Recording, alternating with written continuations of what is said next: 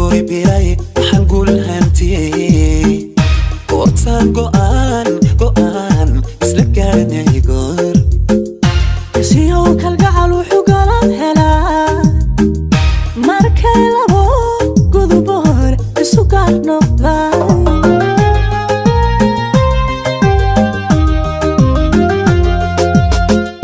ayaan gori biray waxaan guul hantiyey goortaan go'aan isla gaarnay goor siyo kalgacal wuxuu galan helaa markay labo guduboon isu gaar noqdaan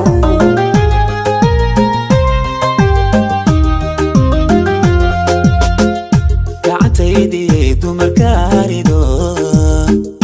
gobta ugu habboon kuma gaarayaan garabkaygiyo ragga geesigo gidigoo dhammaan kuma gaarayaan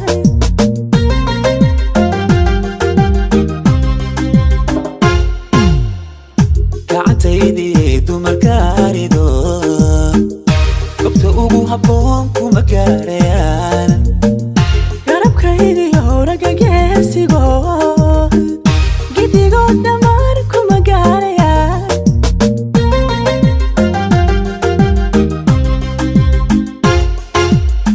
anaa ku go'o kuma goyn kare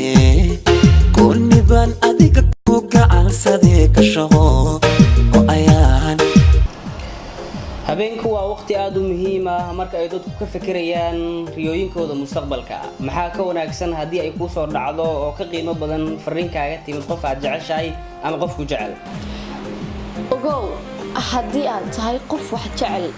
ma aha jecelkaaga inuu noqdaa mid afka kaliya laga sheego waa inaad muujiso aad noqotaa qof romantic ah jacaylku waa sida geedka oo kale haddii aad beertaana waxa uu kaaga baahan yahay inaad ilaaliso aad waraabiso haddaba sidee ku waraabin kartaa waraabiska jacaylku waa hadallada macaan ee naxariista ku dheehan tahay gacaliyahaaga aad hadallo macaan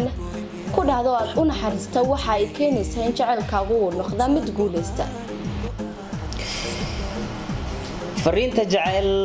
ama dareenka wanaagsan waxa uu ka qiimo badan yahay lacagta iyo dahabka ka fakir haddii saaxiibada ama saaxiibka uu dareemo cidlo ama indhaha isku qabato ka waran haddii aad fariin aad u macaan oo aad u dirto markay aqriso maxay dareemi kartaa waxay dareemi doontaa naxariis iyo galgacal oo ay ku ogaan doonto in mar walba la garab taagan yahay jacaylka inuu guulaysto halkan waa warhaye si aad ula socotaan arrimo ku saabsan jacaylka iyo waxyaabo kale ku soo dhawaada subscribe-na saara like and share